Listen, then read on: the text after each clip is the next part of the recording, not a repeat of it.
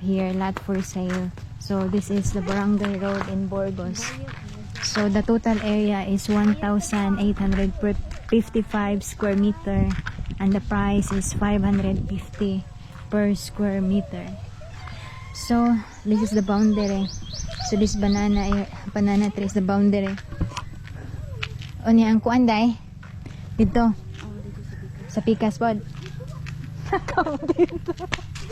So this is the boundary here all the way. It's also a barangay road in the other side.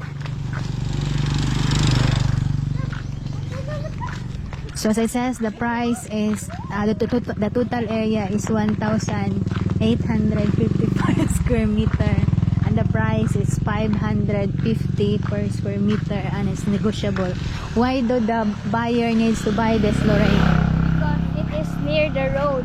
Yeah, it's And you can go easily in the market. and the market is only 15 minutes ride from here, which is the town of Talibon. It's closer in the mall, you know, it's closer in the hospital and some colleges there. So this land is include the coconut tree is also included. So it's a lot. O pila ni ka kuanday? Pila ni ka lube? 30 plus na siguro ni. Yeah, so the coconut tree is 35, let's call it 35 coconut tree. So this is the boundary also. Straight there and it's flat. So complete papers ni Day. So it's complete paper, so you can check it out here and contact us. Day, yung say contact number ni mo Day. Yeah, so just for more information on this land, you can contact. Cellphone number Day. Sige na sa cellphone number niyo.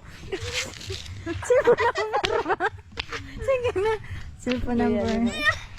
Yeah, so for more information, you can come. And at the same time, if you want to see this area, we can assist you to look at. It's flat area. You know, you just need to clear those grass, and you can see the whole area. It's flat. It's easy to build a house here. Of course, it's in the side of the road. Yeah, so the number is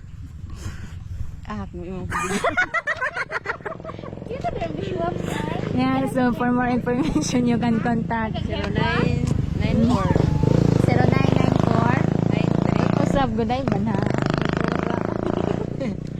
0994 9357 877. yeah. So it's just in the Barangay Road in Burgos, Talibon. So the total area is 1,855 square meter and the price is 550 per square meter. It's negotiable. Day, nganong nindot ni dire dapita day? Nganong nindot ni balayan dire? Tapos persada. English day? It's in the side of the road and as you said, say it's cemented. You know, and it's closer in Talibon. There's also coconut tree. So you can use this coconut tree for building a house here. Yeah. And at the same time, the coconut tree is also a source of income. So, yeah. Grab it.